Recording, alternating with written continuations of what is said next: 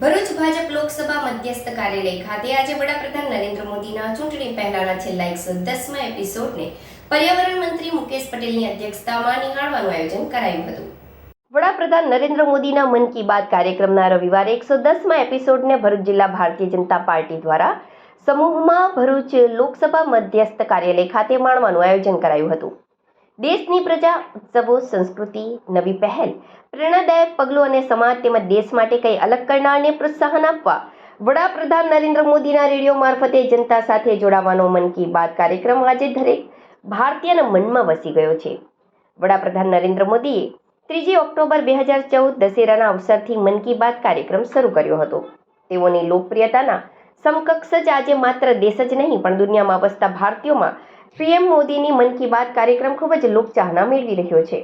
ભરૂચ જિલ્લા ભાજપ દ્વારા મન કી બાતના 110મા એપિસોડને કોલેજ રોડ લોકસભા મધ્યસ્થ કાર્યાલય ખાતે વન અને પર્યાવરણ મંત્રી મુકેશ પટેલની ઉપસ્થિતિમાં નિહાળવા, સાંભળવા અને માણવામાં આવ્યો હતો, જેમાં ભરૂચના ધારાસભ્ય રમેશ મિસ્ત્રી, જિલ્લા પ્રમુખ મારુતિસિંહ અટોદરિયા, મહામંત્રી નિરલ પટેલ, શહેર પ્રમુખ પ્રકાશ પટેલ, ડીવીએસ પટેલ, નિશાંત મોદી, ધર્મેશ મિસ્ત્રી, પાલિકા પ્રમુખ વિભૂતિબેન યાદવ સહિત મોટી સંખ્યામાં આગેવાનો જોડાયા હતા।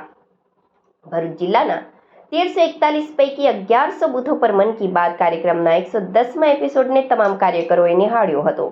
વડાપ્રધાન નરેન્દ્ર મોદીએ હવે 3 મહિના બાદ ચૂંટણી પછી ફરી વડાપ્રધાન બની 111મા એપિસોડ સાથે દેશવાસીઓ અને ભારતીયો સમક્ષ હાજર થવાની વાત કરતા જ જિલ્લા ભાજપે વધાવી લીધી હતી। 110મા એપિસોડમાં વડાપ્રધાને માર્ચમાં મહિલા દિવસ નિમિત્તે ડ્રોન દીદી સાથે વાત કરી નારી શક્તિ અને દેશના વિકાસમાં મહિલાઓના યોગદાનને બિરદાવ્યું હતું। સાથે જ ભારત એક વિચાર યાત્રા અને વિવિધતામાં એકતાની ભૂમિમાં પ્રાણ પ્રસ્થાને રહેલ છે એવી સંસ્કૃતિ પર મન કી બાત કરી હતી। નમસ્તે। આજે ભરૂચ જિલ્લાની અંદર એ પણ મધ્યસ્થ કાર્યાલયની અંદર નરેન્દ્રભાઈ મોદી સાહેબની મન કી બાત કાર્યક્રમ નિહાળવાનો એક મોકો મળ્યો છે। ભરૂચ જિલ્લાની અંદર લગભગ 1341 જેટલા બૂથ આવેલા છે આ લોકસભાની અંદર, અને આજે લગભગ 1100થી વધુ બૂથોની અંદર તમામ કાર્યકરોએ આ કાર્યક્રમ નિહાળ્યો।